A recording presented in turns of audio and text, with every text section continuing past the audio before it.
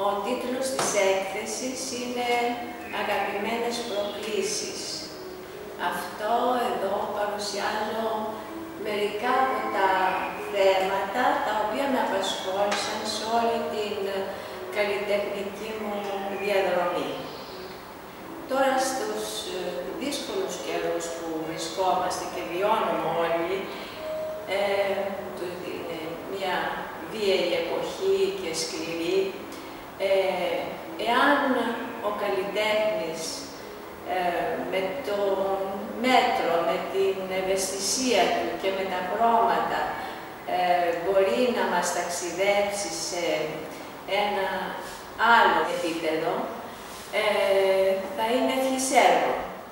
Επίσης θέλω να προσθέσω ότι η μεγάλη ναή της τέχνης, όπως και η μικρή ναή, είναι μία όαση για αυτούς που μπορούν να τους επισκέπτονται. Λοιπόν, και επειδή είναι ένα άτομο πολύ αισιόδοξο,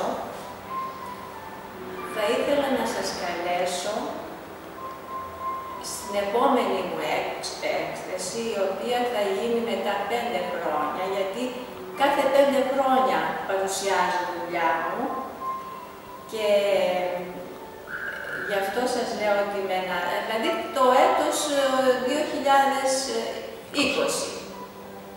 Οπότε σε αυτόν τον όμορφο χώρο θα ξαναπαρουσιάσω δουλειά μου, γι' αυτό μιλάω περί αισιοδοξίας, γιατί πρέπει να σας πω και αυτό μεταξύ μας, πολύ μεταξύ μας, ότι έχω κλείσει τα 80 μου χρόνια.